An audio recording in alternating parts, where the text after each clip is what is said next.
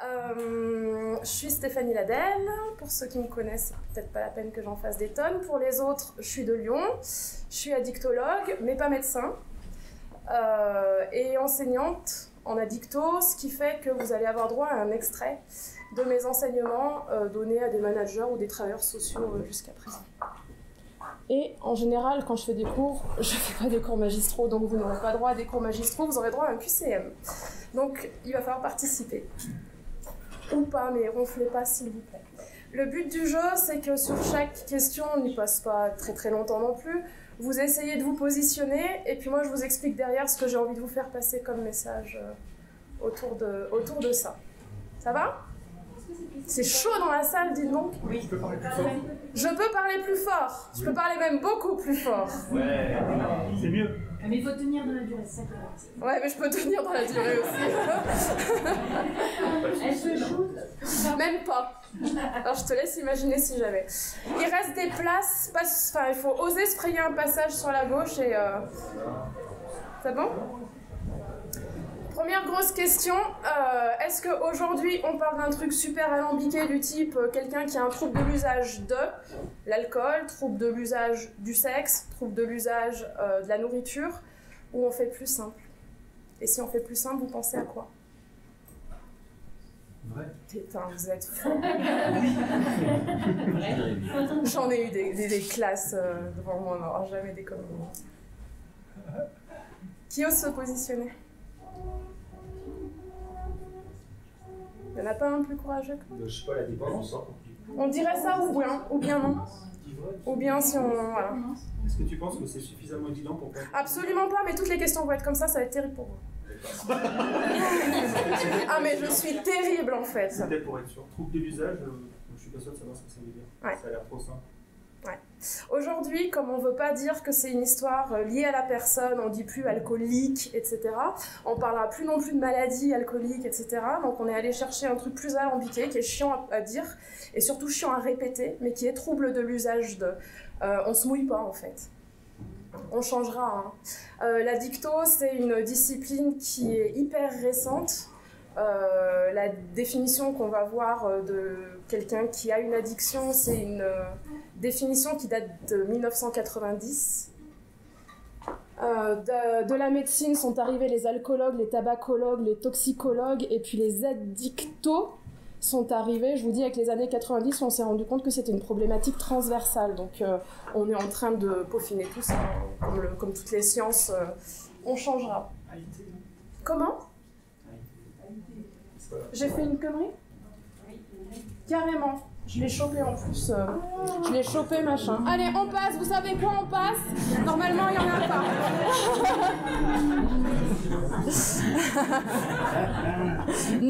Non, c'est faux, mais qui m'a fait ça? C'est encore un stagiaire. Ce qui est intéressant de voir, c'est que je ne vais pas vous donner une liste de produits addictifs, et d'ailleurs il n'y a pas que des produits qui sont addictifs, il y a aussi des comportements. Ce qui est intéressant de voir, c'est l'effet que ça fait sur les personnes. Si ça fait un plaisir intense et immédiat, c'est-à-dire grosso modo un orgasme, j'ai regardé qu'il n'y avait pas de mineur, c'est potentiellement addictif. D'accord? Donc si vous avez un plaisir intense et immédiat ou un soulagement intense et immédiat, vous avez affaire à quelque chose qui est potentiellement addictif. Du coup, par exemple, le café. Vous connaissez pour certains ce clip? C'est un peu caricatural. Pour me réveiller, moi j'ai pris un café, un arabica, noir et bien corsé. J'enfile ma parka, ça y est, je peux y aller. Où est-ce que tu vas? Me crie mon aimé. Prenons ma kawa, je viens de m'élever. Les temps en avance, et un peu forcé. Je change de sens et je reprends un café. À 8h moins le quart, faut bien avouer, les bureaux sont vides, on pourrait s'ennuyer. Mais je reste calme, je sais m'adapter. Le temps qu'ils arrivent, j'ai le temps pour un café. La journée s'emballe, tout le monde va bosser. Au moins jusqu'à l'heure de la pause café. Ma secrétaire rentre,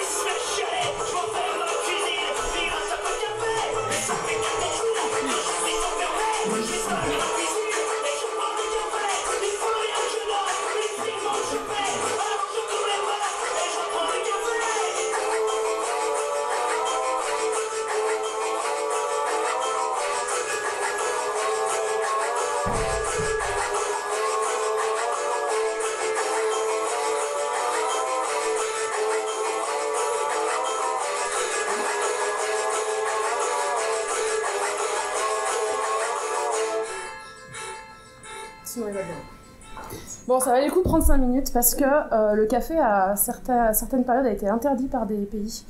Ça fait partie des produits potentiellement addictifs, vous l'aurez remarqué dans vos vies.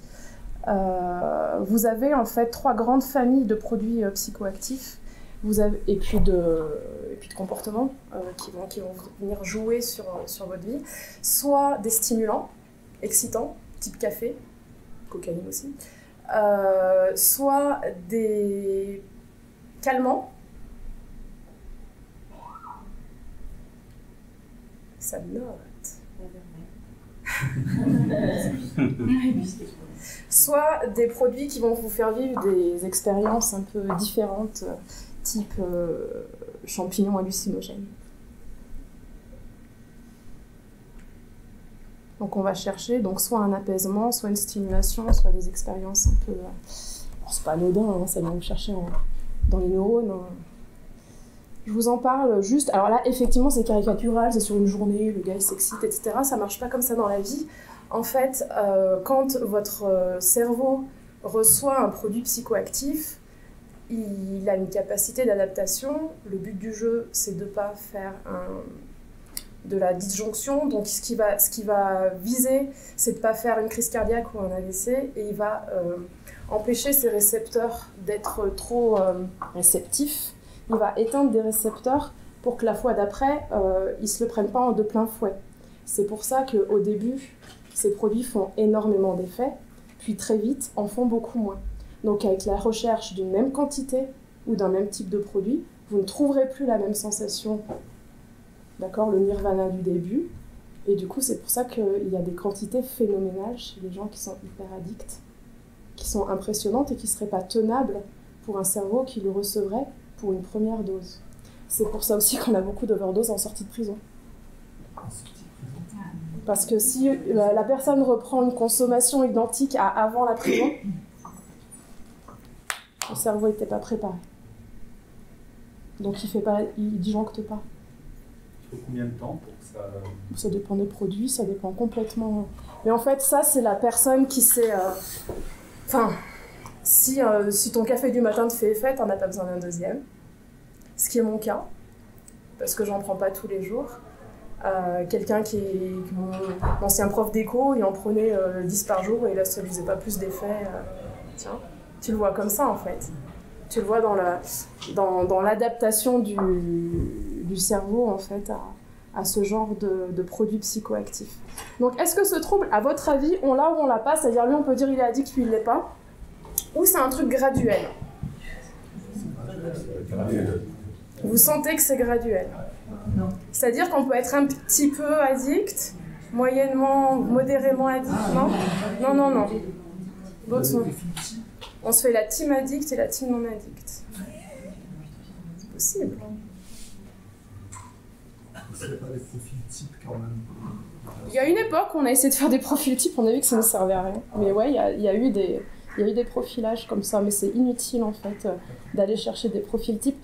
Aujourd'hui, on va fonctionner comme ça. En fait, dans la Bible psychiatrique américaine, le DSM, 4 avant 2013, 5 après 2013, on a des conceptions différentes.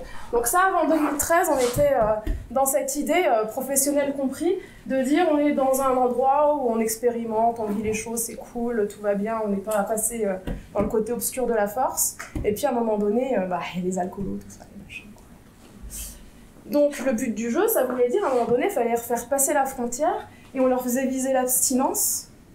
Parce qu'on ne savait pas trop comment faire pour arriver à les faire... voilà, on disait il y a des molécules, si jamais ils y retouchent, ils vont replonger, machin. Depuis 2013, donc vous avez vu comme c'est récent, on changera encore d'avis j'imagine, on est sur une approche dimensionnelle où on se dit que c'est une histoire de processus et qu'en fait on peut être gentiment en train de glisser dans un petit trou, un moyen trou, un gros trou. Évidemment quand on est là sans sortir ça, c'est pas évident. Autant là il y a des gens qui vous expliquent qu'ils ont arrêté la clope, arrêté l'alcool, arrêté même des drogues dures. Voilà. Et donc aujourd'hui, en ayant cette dimension-là, on donne beaucoup plus de chance à la personne de pouvoir s'en sortir seule. En fait, on peut considérer qu'il y a beaucoup de personnes qui peuvent aussi s'en sortir sans professionnel. Et l'idée aussi, c'est d'aller viser L'abstinence, pour ceux qui veulent l'abstinence, on va les aider effectivement à plus jamais toucher le produit, mais on peut aussi réfléchir à réduire les risques pour leur santé, pour leur vie, pour les agressions sexuelles que ça peut entraîner, etc. Et puis pas forcément arrêter le produit, ou voilà, absolument pour tout produit. Donc c'est aujourd'hui comme ça qu'on cogite. Est-ce que ça veut dire qu'en fait on est à peu près tous addicts à quelque chose? Non, pas forcément. Vu la couleur qui descend quasiment jusqu'en bas. Pour elle. Ouais, c'est un schéma. Oui. C'est la population, c'est les addictions qui sont représentées. Oui, non, c'est effectivement la population. Non, c'est hyper schématique, hein. On est d'accord que c'est pas. Faut pas se fier, faut pas aller chercher un pourcentage comme ça, où effectivement. Non, par exemple, tu as entre 25 et 30% de la population française qui consomme quotidiennement des cigarettes. Et donc qui auront des difficultés à arrêter du jour au lendemain. Donc ils sont dans une addiction. Non, là, pour le coup, ce que ça veut représenter, c'est par exemple que nos appétits, alors hyper naturels, bouffe-sexe, potentiellement, au moins à des moments de notre vie, on peut les utiliser en usage autothérapeutique, parce qu'on vit un malaise, parce qu'on a besoin d'un peu plus de bonheur et qu'on y va un peu plus fort qu'à d'autres périodes de sa vie. Donc, sur une vie donnée, à peu près tout le monde, oui. À un moment donné, non. Pas tout le monde est addict. Ça vous parle? Ça va?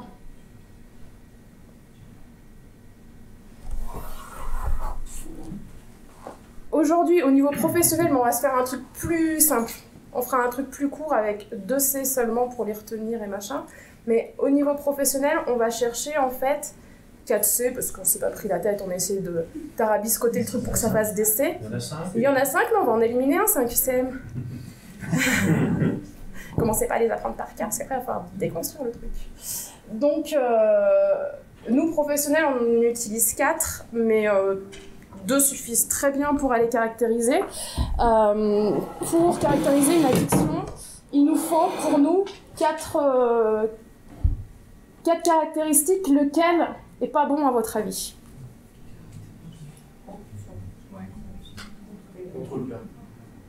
Contrôle perdu. C'est un qu'on va garder dans les 2 tellement il est bien clair. Celui-là, on le garde bien. Celui qui perd le contrôle quand il a envie, qui va y aller, même s'il avait envie, mais il voulait pas y aller quand même.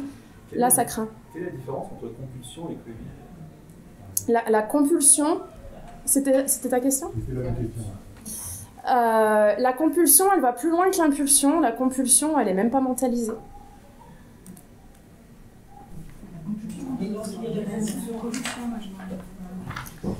Non. Non, nous, on va la chercher en professionnel.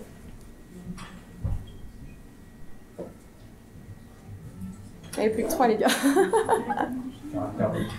Le caractère modifié, on ne l'utilise pas effectivement pour caractériser. Il y a beaucoup de kidam en fait, ils se disent effectivement on voit son caractère qui modifie, il a le mauvais vin, machin, lui il a un problème avec l'alcool. Non, pas forcément en fait, on peut se biturer une fois tous les 15 jours et avoir le vin mauvais, quoi. C'est pas du tout le problème de l'addiction qu'on va trouver dans le caractère modifié. Nous on va chercher la compulsion, donc cette espèce d'impulsion qui est tellement rapide qu'elle n'est même pas pensée.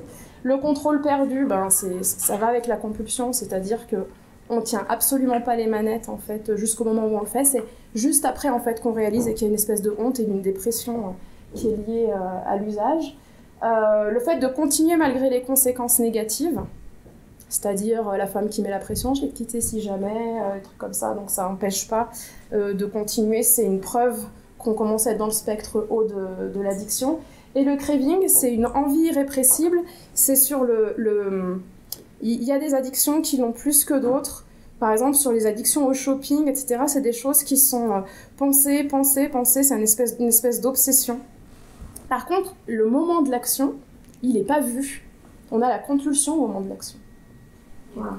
Nous, ce qu'on va retenir très simplement, c'est le contrôle perdu et le fait de continuer malgré les conséquences négatives. Et du coup, ça me fait juste dire que si vous avez remarqué, c'est impossible depuis l'extérieur d'évaluer si la personne est addicte ou pas. Il n'y a que la personne elle-même qui peut déterminer si effectivement elle a perdu le contrôle, si effectivement elle continue malgré les conséquences négatives. Donc quand on va chercher le diagnostic, on va chercher une honnêteté de réflexion autour de ça. Ce qui fait aussi que traîner quelqu'un dans une consultation addicto, ça n'a aucune efficacité. Absolument aucune. On ne peut pas évaluer sans travail avec la personne. C'est certainement une difficulté pour la personne elle-même qui va avoir tendance à dire « j'arrête quand je veux ». Il faut juste faire le test. Ah, il y a un test? D'arrêter quand on... C'est à ce moment-là qu'on est capable de savoir ça. Avant, on ne le sait pas. Avant, on pense pouvoir. Ou après, voilà, c'est ce qui est avouable ou pas. Tu voulais dire un truc? Ouais, la compulsion, enfin, à partir du moment où la personne elle commence à être consciente de son addiction, est-ce qu'elle existe autant, enfin, ça reste mentalisé, enfin, même si on ne peut pas s'empêcher, on sait que ça arrive et qu'on est en train de consommer. C'est un passage avec une perte de conscience. Il y a une perte de conscience dans ce moment-là. Ça va plus vite que soi. Il n'y a pas une main qui tient l'autre main. Ouais. Est-ce que tu peux parler aussi? Ah ouais, j'avais oublié, pardon. Ça, c'est la fameuse truc un peu chiante à lire. C'est notre utilisation, c'est la définition du Dr Goodman de 1990. Nous, on va le chercher là-dessus. Après, on peut s'y arrêter quand même parce que c'est intéressant. L'addiction, c'est un processus. Donc, d'où l'idée très graduelle, en fait. On n'est pas addict du jour au lendemain. On n'est pas addict, y compris sur la première injection d'héroïne. Voilà. C'est un processus dans lequel est réalisé un comportement. Il y a forcément un acte, en fait. On est sur du comportement qui peut avoir une fonction soit de plaisir, soit de soulagement, c'est ce que je vous racontais tout à l'heure. Donc dans l'autothérapeutique, on va chercher soit à s'apaiser, s'endormir, calmer des émotions qui ont du mal à être régulées à l'intérieur de soi, soit on va chercher de la stimulation, du plaisir, le fait d'être désinhibé, de moins souffrir physiquement, mentalement, quand on commence à sentir qu'on a des pensées un peu bizarres, et qui se caractérise par l'échec répété de son contrôle et sa persistance en dépit des conséquences négatives. Je la laisse pour mes meilleurs élèves. Je vous jure, on est deux là, ils sont merveilleux. On kiffe. Oui. Pourquoi qu'il peut avoir? Ça qu'il y a d'autres choses? Qui peut avoir pour fonction de procurer du plaisir ou de soulager? Non, en fait, qui peut avoir soit une fonction, soit l'autre. Soit, effectivement, il y a aussi les expériences hallucinogènes, en fait, qui sont pas dites par le Dr Goodman, mais franchement, sa définition, c'était vraiment la sacrée punchline, quand même, à l'époque. Ça venait déconstruire énormément de choses, parce qu'en fait, quand il a sorti ça, il est venu transversaliser tout, en disant les hépatos qui bossent sur l'alcool, les pneumos qui travaillent sur le tabac, etc. Vous vous rendez compte qu'en fait, on parle de la même chose. Donc c'était, voilà, après, il était pas tout à fait parfait.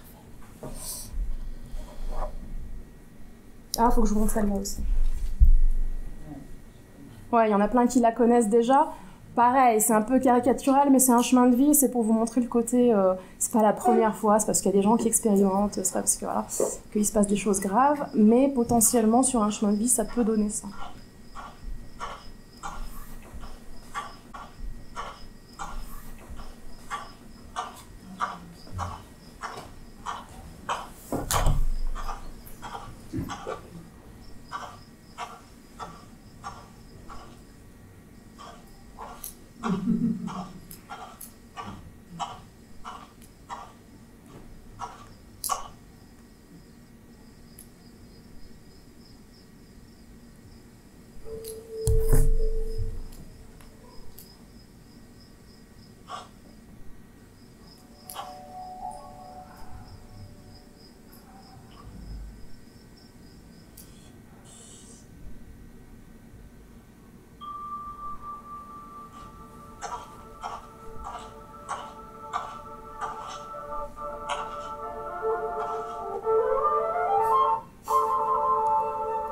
Ça, c'est mon expérience avec les gâteaux au chocolat.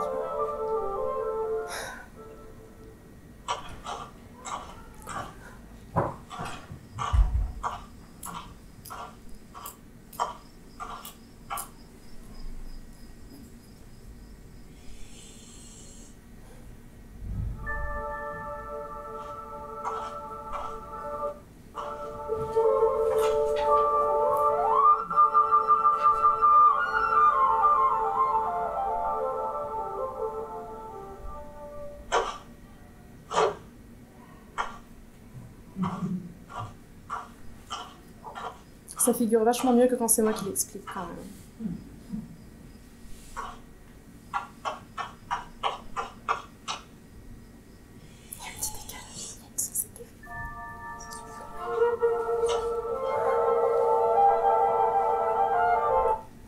Je pense que t'as vachement mal branché le câble en fait.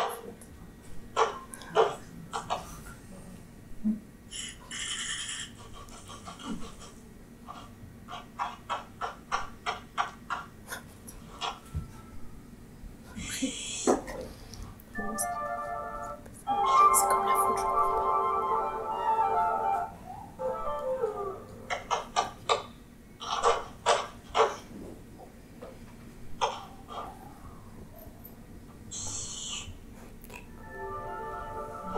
C'est chiant, on savait tout d'avance.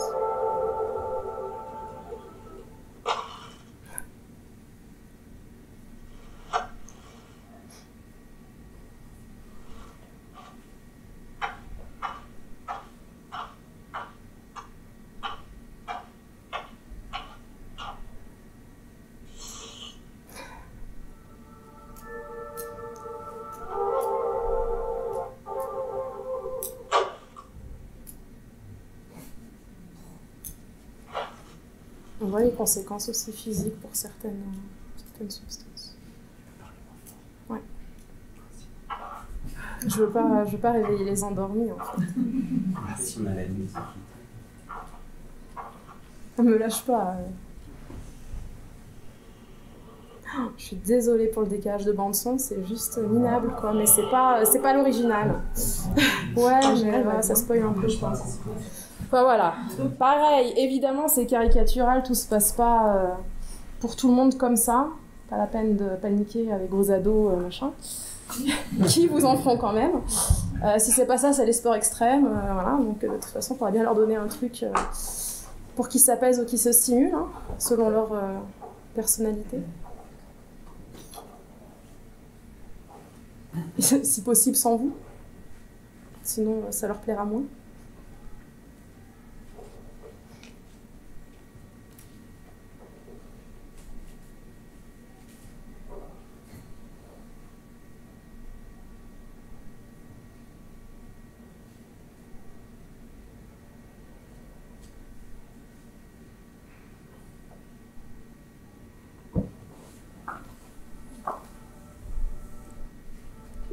Ah ok, petite astuce, si le problème c'est de creuser le sillon avec un produit ou un comportement qui nous a fait plaisir.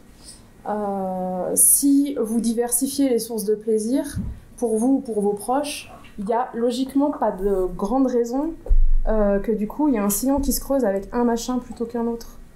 Ça va jouer beaucoup dans la diversification des plaisirs, cette histoire de prévention. Je vais retrouver ce que je cherche. On est à la 9, ok. Ça va jusque-là?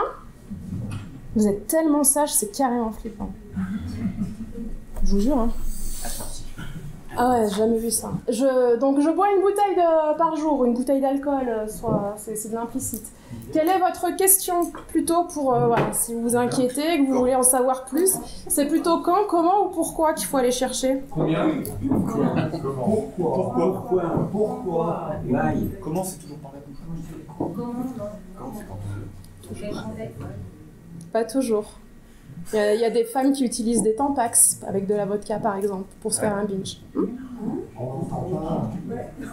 J'ai dit qu'il y avait des femmes qui utilisaient des Tampax avec de la vodka pour se faire des binges. Donc c'est pas toujours par la bouche. Donc c'était la petite blague sur le comment qui vient. Eh ben non, pas toujours par la bouche. Il y a des pratiques comme ça, un peu trash, que les jeunes savent inventer de nos jours. Y en a qui ont envie de poser la question du combien, je l'ai pas mise. On peut poser la question du combien, mais ça nous dit pas grand chose à nous, sauf à aller déterminer le comment, parce que par exemple dans le combien et comment, on peut avoir 3 litres étalés dans la journée, ou 3 litres le matin avant d'aller au boulot, ou 3 litres le soir avant de retrouver la gueule de sa femme, ou 3 litres en... Oh, ça peut être pour son mec, hein, faites gaffe les gars. Et, ou 3 litres en biture sur 2 heures en soirée. Donc c'est plus intéressant d'aller chercher le comment que le combien, parce que dans le comment, on aura le combien. Mais donc c'est une question intéressante, mais en vrai, les deux autres sont super intéressantes aussi. Le quand, vous l'avez compris. Et puis le comment, c'est aussi seul ou en société. Est-ce que c'est au rugby ou c'est avec ses parents? Est-ce que c'est machin? Et le pourquoi, alors oui, tous les proches ont envie de savoir pourquoi. C'est quand même pas la question à laquelle une personne qui est addicte va répondre le plus facilement. Donc, si vous voulez entendre des arguments de surface, vous pouvez poser la question du pourquoi tout de suite. Mais ça va être bien plus compliqué de ça, de se connaître et de savoir potentiellement pourquoi. Quand bien même on ne sait pas le pourquoi, ça n'empêcherait pas de sortir. Ça peut aussi rassurer certains. Et j'imagine qu'on peut aussi savoir pourquoi dans le camp, par exemple. On peut savoir plein de choses, il suffit de se sentir à l'aise avec une première question. Si on a envie d'être vraiment empathique et être dans le questionnement pour assumer la réponse, c'est-à-dire faut être capable d'accueillir la réponse et puis de pas dire ouais non mais là tu me baratines en me disant ça, mais en vrai non. Donc on pose la question si on sent d'assumer effectivement la réponse, qui peut être dure, et l'accueil de la réponse. C'est des accroches qui sont toutes intéressantes. Quand on s'intéresse aux personnes, c'est toujours intéressant. Prendre une drogue comme un médicament, est-ce que c'est plutôt bon signe ou plutôt mauvais signe? Oh là là là là là là. Il y a un piège ou c'est si facile que ça? C'est un peu la même chose, hein. Que le médicament, il est là soit pour calmer une douleur, soit pour... Enfin, c'est... Carrément vrai, ouais. Enfin, pas tous les médicaments, mais il y a beaucoup de médicaments qui sont psychoactifs.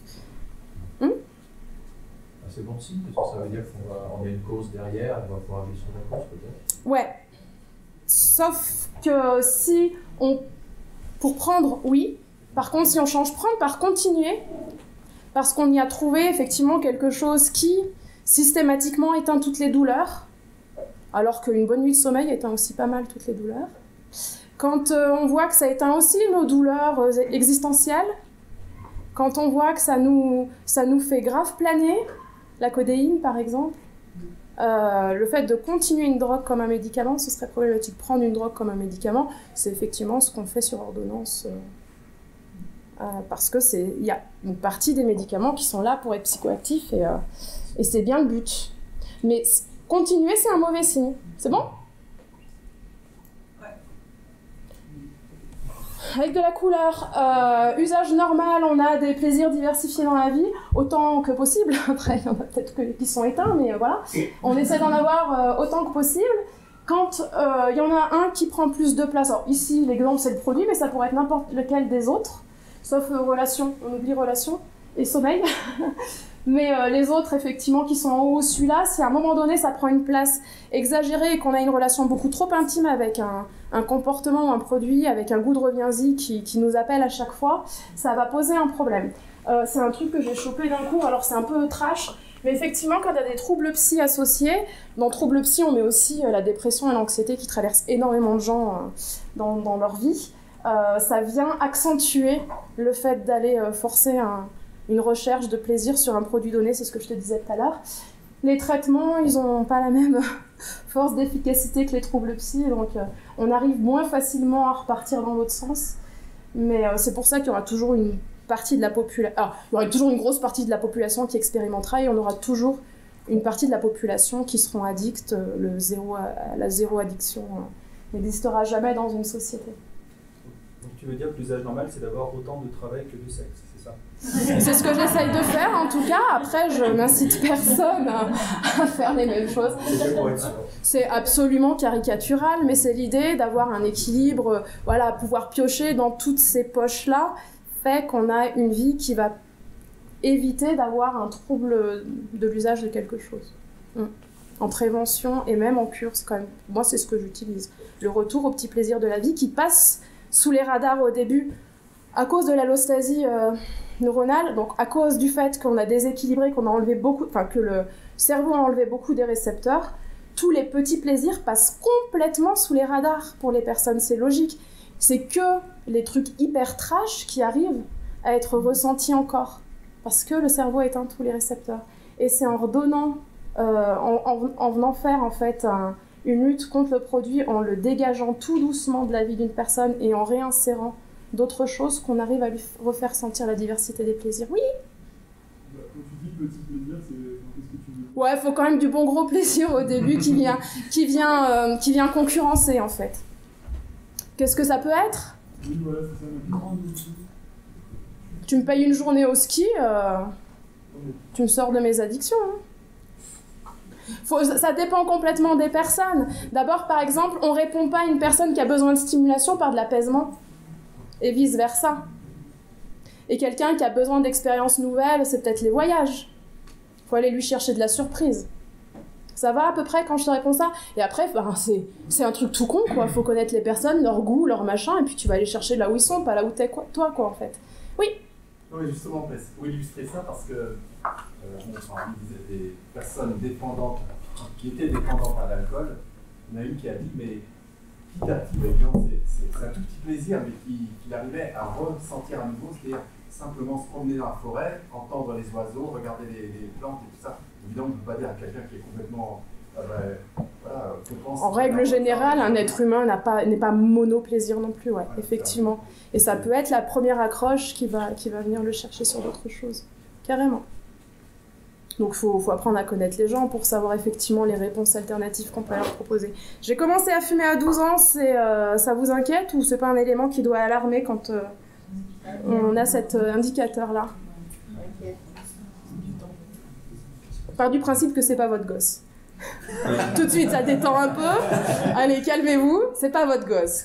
Et là? À quel âge il a? Ça dépend à quel âge il a. J'ai 24 ans. Est-ce qu'il a continué? Ouais, mais je te dis que j'ai commencé à 12 ans. Ouais, comme la plupart des gens, à 24 ans, je suis encore. Ça vous stresse? Ça vous tend? Pas forcément, puisque si l'addiction, c'est le mésusage d'un produit, on peut avoir fumé longtemps et avoir un usage raisonnable. Enfin, pour autant que c'est quoi un usage raisonnable? Mais il fume combien? Il n'est pas compulsif. Il en fume 3 par jour. Je suis vache là-dessus. 3 par jour, 3 cigarettes par jour. Matin, midi et soir. C'est sur la durée. Est-ce qu'il est capable de s'arrêter? Bon, oui. Si je veux, j'arrête. 3 ou 4 par jour, on est déjà dans l'addiction. Ouais. C'est quotidien. La cigarette, elle accroche un tiers des expérimentateurs très très vite. Et les dernières études médicales disent que tant qu'on n'est pas descendu à 0 cigarette, on n'est pas bon en fait.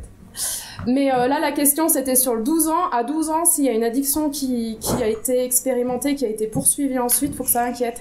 C'est un signe qu'il y a probablement de l'autothérapeutique sur le plan psychique. C'est un enfant qui a peut-être des problèmes de régulation d'émotions, hein. C'est pas dramatique, c'est pas psychiatrique, hein. Mais ça peut être de la régulation d'émotions, ça peut être un mal-être, un mal-être qui est lié à une ambiance familiale ou autre, du harcèlement scolaire, je sais pas quoi. 12 ans, c'est vraiment pas logique. Je vais poser une question peut-être un peu... c'est pas logique parce que pour toi c'est très jeune, 12 ans, pour commencer. C'est pas pour moi. Non mais pour le... C'est pour les stats et pour le nom. En fait, quand on regarde qui accroche et à quel point il accroche et où il en est en fait de la gradation à l'addiction, ceux qui ont commencé à 12 ans, dis-toi qu'ils sont polyaddicts à 24. Ils fument pas juste 3 cigarettes par jour. Ouais. J'étais venue sur les 3 cigarettes par jour juste pour venir vous chercher sur le 0 cigarette. Je vous parle de la cigarette parce que on va pas diaboliser les choses, sauf que la cigarette c'est quand même le truc le plus mortel. Hein. Un fumeur sur 2 meurt de quelque chose qui est lié à son tabagisme. C'est absolument pas les mêmes ratios pour tout le reste. Donc ça pue un peu. Et même si c'est plus jeune, ça pue encore plus. Ben après, c'est pas là-dessus que c'est problématique, c'est sur ce que ça vient nous chercher, sur les raisons de pourquoi, au-delà d'une expérimentation à 12 ans. Je le dis pas dans la salle parce qu'il y a ma mère, mais moi, je pense à 6-7 ans, j'allais chercher les mégots par terre, je les allumais même pas, mais tu sais, pour avoir l'odeur et faire mais je le dis pas. Voilà, mais on expérimente tous des trucs ou des machins plus ou moins dangereux, plus ou moins graves, machin. Donc quelqu'un qui a fumé à 12 ans, voilà, rien d'exceptionnel dans la paroisse. Après, avoir commencé à 12 ans, continuer, ça vient chercher de l'info sur qu'est-ce qu'il a eu besoin dans la cigarette qu'il n'a pas trouvé ailleurs. C'est quelque chose quand même d'avoir creusé un sillon comme ça c'est un indicateur. Ça laisse des empreintes dans le cerveau aussi. Et là, une fois une Mais oui, c'est psychoactif, bien sûr. Donc, ça laisse des empreintes, ça donne potentiellement des addictions plus tard pour autre chose. Alors, pas tant à cause du produit que le fait d'avoir trouvé une réponse dans la reproduction d'un acte en se disant, quand j'ai trouvé, je continue, machin, parce que ça creuse un sillon qui m'est parfois délétère. C'est pas bon signe parce qu'effectivement, c'est une personne qui aura un comportement de type troublé. Voilà, mais c'est pas lié au produit psychoactif. C'est le fait d'avoir compris qu'en retournant à un produit, même si c'est délétère pour soi, on y trouve un certain compte. Tant pis s'il n'est pas si extraordinaire que ça, c'est quand même dommage d'avoir cogité comme ça. Enfin, la cogitation du début, elle est assez logique, universelle, et c'est pas des gens moins intelligents, en fait, qui deviennent addicts.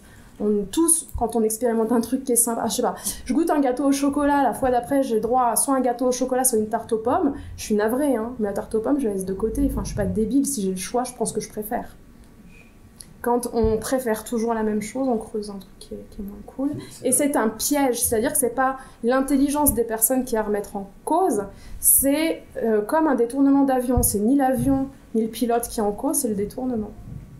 Ça va ? À plusieurs reprises, tu as pris l'image de creuser un sillon. Ouais, c'est dans cette idée-là qu'il y a des gens qui sont plus ou moins piégés au fond d'un puits. C'est un piège. C'est pas un choix, on n'est pas con. Enfin, je veux dire, qui est con au point de se piéger tout seul ? Personne. Donc, ouais. Est-ce que ça peut s'assimiler à une forme d'apprentissage ?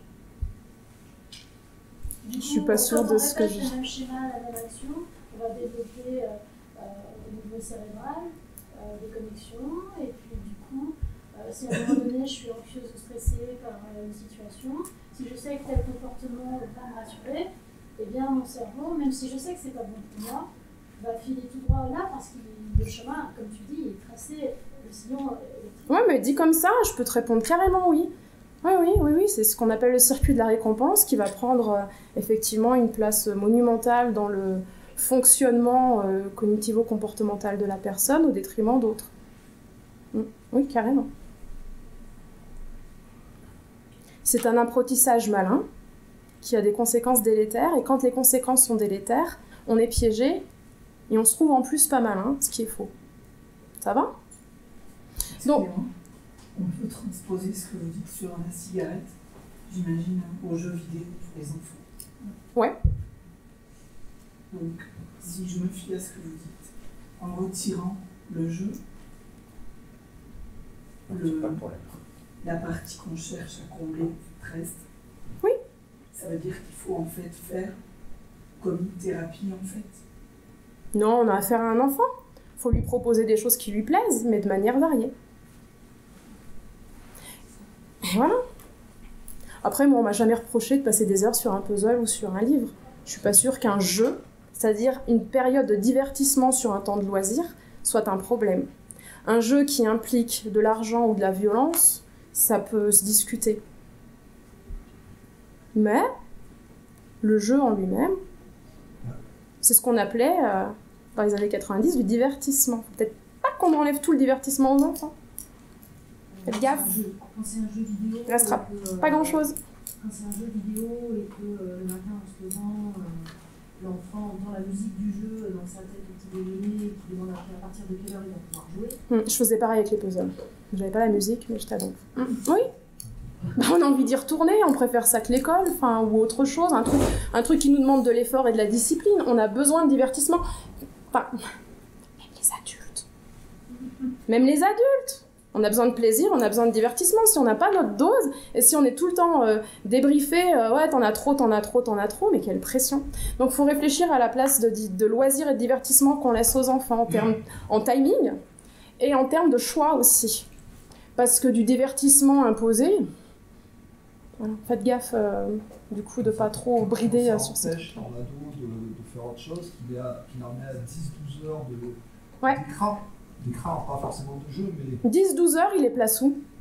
Sur le temps de sommeil ou sur le temps d'école? Parce que là, 10-12 heures, c'est pas possible. Alors, sur le temps de sommeil quand il est à l'école, et sur son temps de loisir quand il n'est pas scolarisé. Donc c'est un écran qui est accepté par les parents dans le lit. C'est ça? Voilà, là-dessus, quand même, les parents, ils ont un droit d'autorité. Ça existe encore. Hein. C'est pas marqué dans la nouvelle loi que l'autorité n'est pas partie. Hein. C'est juste les punitions corporelles et psychologiques. Hein. L'autorité est encore là. L'autorité, c'est similitude. Hein? Ça peut être pris comme une contrainte psychologique. L'autorité peut être prise comme une contrainte psychologique? C'est ce qui va vous renvoyer, vous faites pas avoir. Hein. Si vous commencez à lui donner ça, hein, croyez-moi. Voilà. Non, ça c'est ce qui va vous renvoyer, parce que ça va être une tentative de négociation. L'autorité, quand on y voit l'intérêt, qu'on trouve le sens et que ça nous crève les yeux, bien sûr qu'on a encore la différence entre les parents et les enfants. La limite n'est pas claire. Mais pour eux non plus. Plus voilà, mais puis il y a un éventail de types éducatifs qui est hyper large, donc j'ai rien à dire de ce que tu fais, de ce que j'ai fait, de ce que j'ai pu faire, voilà. Mais faut tenter une forme d'autorité quand même. Donc quand le produit est addictogène, bien sûr il faut pas oublier la notion de plaisir, et ce qui va amener à peu près tout le monde à expérimenter et même à retourner à des choses très plaisantes. Et c'est vrai notamment chez nos jeunes. La boulimie est-elle une addiction à votre humble avis? Ouais. Ça crève un peu les yeux, ça va? Ouais. L'anorexie? Ouais. Pourquoi? La sensation. Ouais, passer par la sensation plutôt que de passer par la pensée ou l'émotion, c'est une autre manière de parler des addictions. C'est super intéressant que tu parles de sensation. On le trouve par exemple dans le sport, c'est flagrant. Plutôt que de penser ou que de ressentir des sentiments pas cool, sentiments de vide, voilà, on va passer par la sensation. Il y a énormément d'addicts qui vont nous décrire cette question de la sensation. Alors aujourd'hui, l'anorexie, on a compris en tout cas qu'en traitant en addicto, ça marche bien, mais on n'est pas capable de dire l'anorexie, c'est une addiction à... Donc il y a plein de gens qui s'amusent à écrire des essais et des mémoires là-dessus. Addiction au vide, addiction au perfectionnisme, machin. En fait, on ne sait pas. Mais en tout cas, le fonctionnement addicto marche plutôt bien. Puis demain, on appellera ça autrement. Les troubles du sommeil peuvent-elles être une cause ou une conséquence? Ouais, c'est vrai. Quand on a un manque de sommeil, on ne prend pas forcément des décisions calmes et posées. On manque de recul. On ne régule pas forcément aussi bien nos émotions aussi. Donc faire gaffe au sommeil. On en revient aux jeux vidéo, par exemple, sans vouloir repartir sur cette boucle. C'est intéressant, mais c'est vrai pour nos vies d'adultes aussi. Beauty sleep, quoi, ça rend belle. Et en plus, c'est pas mal pour prendre des décisions et réguler ses émotions. C'est aussi une conséquence très fréquente des troubles addictifs. Les troubles du sommeil. Troubles à l'endormissement, mauvais sommeil, incapacité à dormir, etc. L'environnement a-t-il un impact ou est-ce que c'est juste le lien entre une personne et son produit?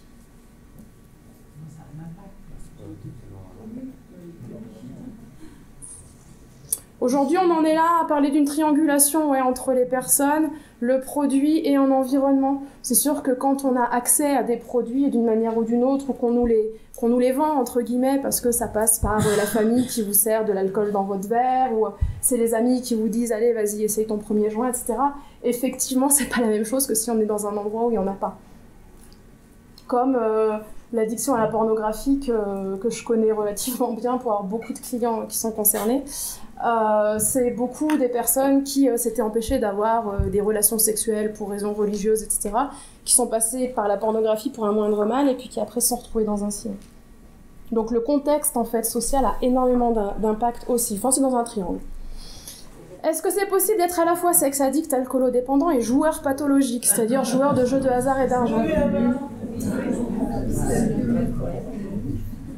Ça vous fait marrer. Est-ce que c'est possible d'avoir une personne qui est à la fois sexe addict, alcoolodépendante et joueur pathologique? C'est même carrément fréquent. Ça veut dire qu'on ne peut pas avoir assez d'énergie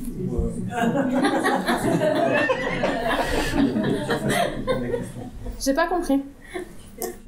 Où est-ce que tu perds de ton énergie là-dedans? Ça dépend si tu fais du chemsex ou pas. Hein.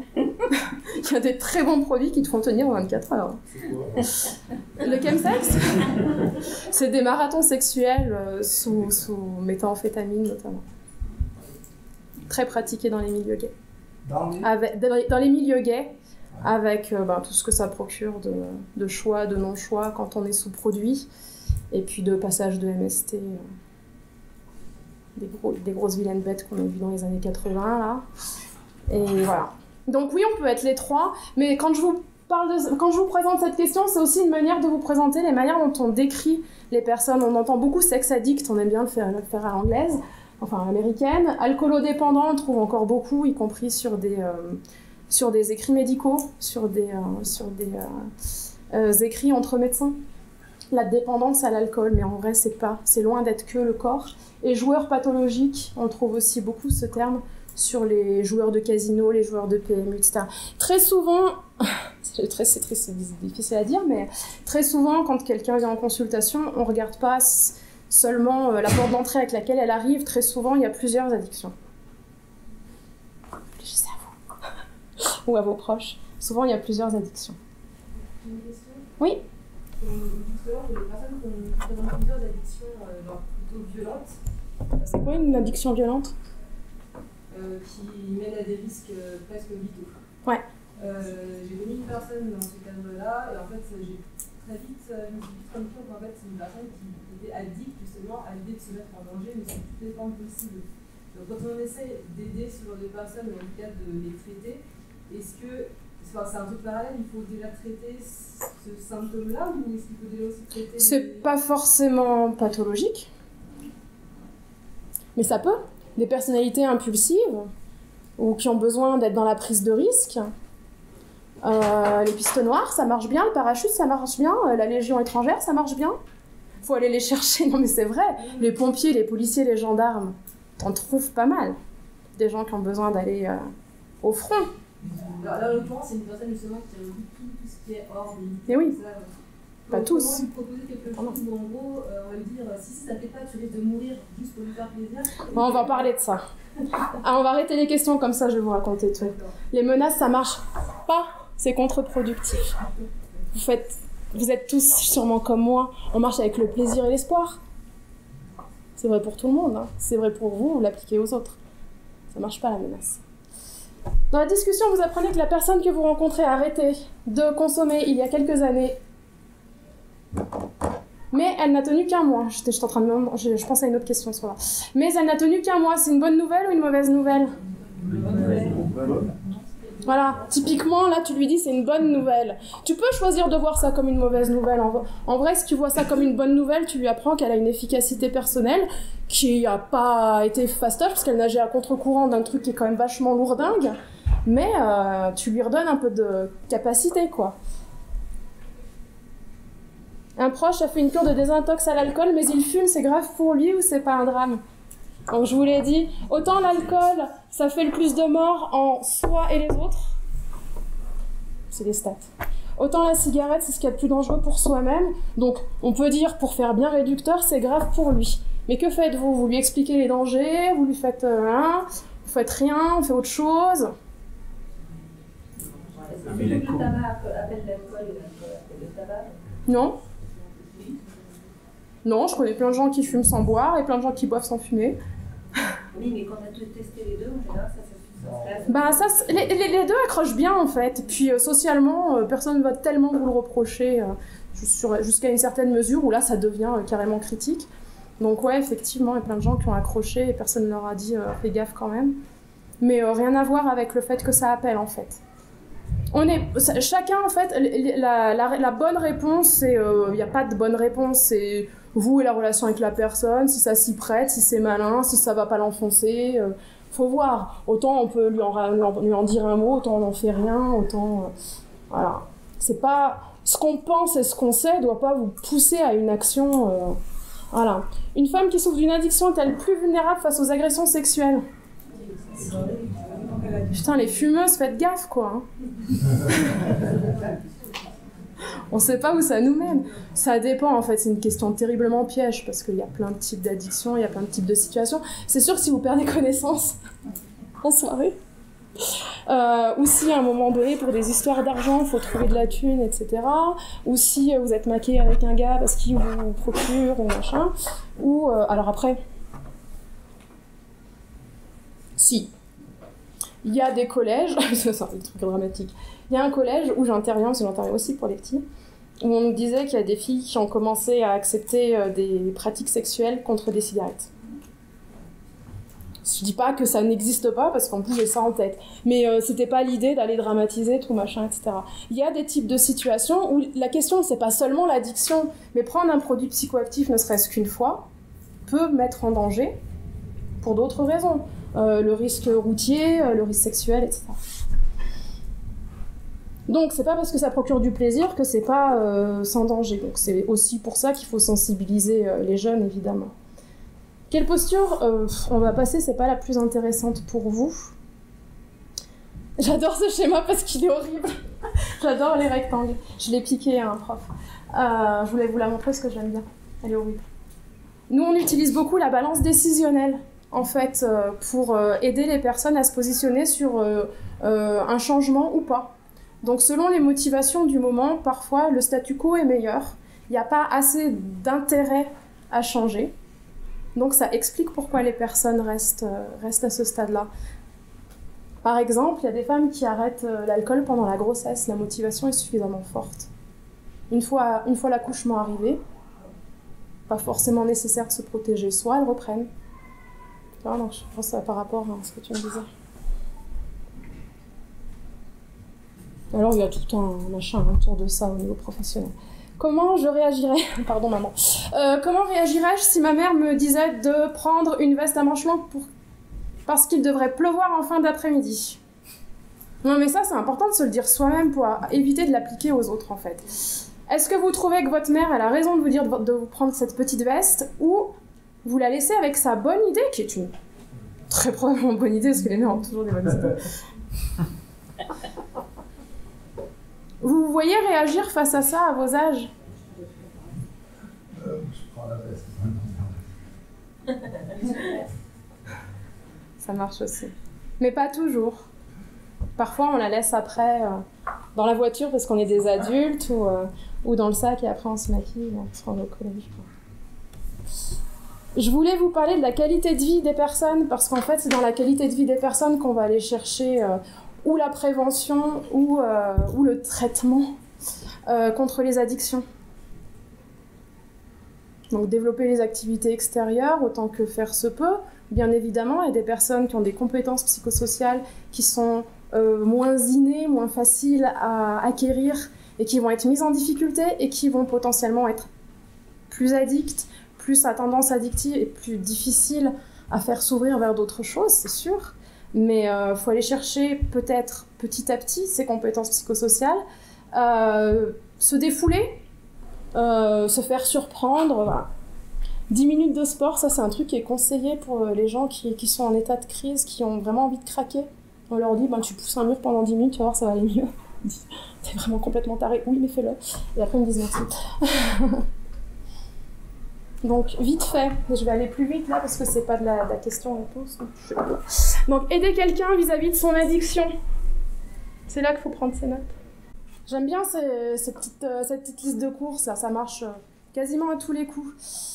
Si vous apprenez à connaître la personne, et une fois que vous l'avez connue, si vous arrivez à la comprendre, et si, quand vous l'avez comprise, vous êtes prêt à l'aider, comme il en a besoin et pas comme vous en avez besoin, c'est en général que vous êtes sur un bon chemin. D'accord? C'est pas à vous de décider des besoins des personnes, c'est à elles. Éventuellement, le statu quo est meilleur, voilà. Ça peut s'expliquer, il faut connaître, comprendre. Et aider comme la personne a besoin d'aider. C'est pour ça que l'aide principale, c'est pas forcément l'abstinence. Ok? Ça, c'est le genre de truc qu'on s'entend dire en général assez fort par des gens qui osent le dire ou qu'on n'entend pas, mais qui se lisent dans les comportements. Le « tu ne me connais pas, tu ne me comprends pas, tu m'aides pas là ». Là, on a résumé à peu près toutes les situations de proches qui ont essayé de bien faire et qui qui n'avaient pas pris le bon chemin. Mais c'est normal. Enfin, moi, j'ai fait des bêtises comme ça aussi. Et quand les personnes ne disent pas, si elle vous fait plus confiance, elle vous mentira, elle vous cachera, elle vous racontera elle vous racontera ce que vous avez besoin d'entendre, et pas le reste. C'est écrit plus petit, ça va? Vous voyez bien? Donc l'idée que je veux vous transmettre, c'est de rester ambitieux et capable de se dire que c'est tout à fait jouable, mais en comprenant que c'est pas de votre ressort. Mais vous avez éventuellement une part à jouer si la personne qui est concernée est d'accord pour que vous ayez une part à jouer. Donc restez ambitieux et conscient que ça ne dépend pas de nous. Puis comme ça, on peut continuer des heures. Trouvez la bonne posture. J'ai pas de recette, je suis désolée, vous vous démerdez. Surtout quand j'apprends ça aux professionnels, quoi. S'il ne le vit pas dans les tripes et s'il n'a pas compris... c'est pas 1 heure de cours que je leur donne, hein, c'est beaucoup plus. Donc s'ils n'ont pas compris... Comme je les bouscule, en fait, je suis bien emmerdée. Tu veux dire que la bienveillance, c'est pas obligatoire, entre guillemets? Ou est-ce que ça fait partie quand même de... Tu peux pas être malveillant et être d'accord pour connaître et comprendre une personne pour ensuite l'aider telle qu'elle en ait besoin. À moins que si, tu peux le faire si ton idée, c'est de pouvoir mieux la manipuler derrière. Si, d'ailleurs, je pourrais vous faire un cours là-dessus, sur les sectes et les spiritualités qui traversent la dictologie l'année prochaine. Ah, je peux vous faire ça, je le fais ça aussi. Partez pas de l'idée que pour s'en sortir, la personne doit un petit peu se contrôler, quoi. On a dit que c'était la perte de contrôle. Non, mais c'est con, mais c'est bien de se le dire quand même. Typiquement, c'est justement le problème. Donc non, ça peut pas. Valorisez-la. Pas forcément sur ce sujet. Si c'est un bon père. Si c'est, je sais pas quoi, enfin vous démerdez, voilà, s'il a fait un bon choix de verre quand il a posé, vous savez, la tabricorée de famille, machin, là où tout le monde participe, s'il a fait un truc bien, dites-lui, quoi. C'est des gens qui ont perdu énormément de leur capacité à voir qu'ils sont autre chose qu'une sous-merde. Plus vous parlerez des effets négatifs, plus vous enfoncerez la personne. Vous l'aiderez pas. Ce qui l'aide, c'est d'écouter son vécu. Si elle a envie d'en parler, on ne creuse pas là où ça fait mal. Ses espoirs, les gens se battent pour des choses positives. C'est pareil, hein, c'est bien de se le dire. Abordez aussi les questions pratiques. Et les finances, comment ça tourne? Avec cette histoire, voilà, des choses de cet ordre-là. C'est encore plus vrai pour les managers et les travailleurs sociaux. Donc comme je vous disais, il n'y a pas que les produits, il y a aussi des comportements, jeux, travail, sexe, shopping, nourriture, sport, écran. Normalement, la phrase correctement écrite aurait dû suivre cette slide sans faute, donc peu importe le flacon, pourvu qu'on ait l'ivresse, il n'y a pas de liste exhaustive de choses qui sont addictives. C'est vraiment le côté plaisir intense et immédiat. Demain, on créera d'autres choses qui provoqueront un plaisir intense et immédiat, qui provoquent le potentiel addictif. Si sur les addictions comportementales, qui sont accessibles à tous, vous deviez en choisir une seule, levez la main ceux qui choisiraient le jeu. Si on devait avoir une addiction. Ouais. addiction. S'il vous plaît, juste les réponses. Travail. Ah, si moi j'ai choisi l'addiction, pour moi. Comportemental. Ouais. Sexe. Vous avez le droit d'être polypathologique, allez, seulement. Shopping. Nourriture. Sport. Écran. Vous sortez tous de la salle ceux qui ont levé la main, mais putain, j'ai servi à rien. Oh, une addiction. Vous avez une appétence naturelle pour un truc qui vous fait délirer, vous êtes prêt à en faire une addiction, c'est-à-dire que ça devient votre enfer, en fait. C'est plus plaisant, en fait, à partir du moment où c'est une addiction. Ah, choisir. Faut pas choisir. Je dis pas qu'il faut pas consommer. Je dis qu'il faut pas en faire une addiction. Quand il y a un trouble de l'usage, il n'y a plus de plaisir. C'est le détournement d'avion. Avec cette espèce de craving là qui vient nous chercher, soit pour de la récompense, soit du soulagement. Et on répond à, pas notre problème premier, mais on va répondre en tout cas à un problème par un autre problème. J'aurais dû mettre par un autre problème. Qui va devenir un problème en soi et dont on aura du mal à se débarrasser. Je pense qu'il y a une autre conférence juste derrière, mais je vois pas la conférencière.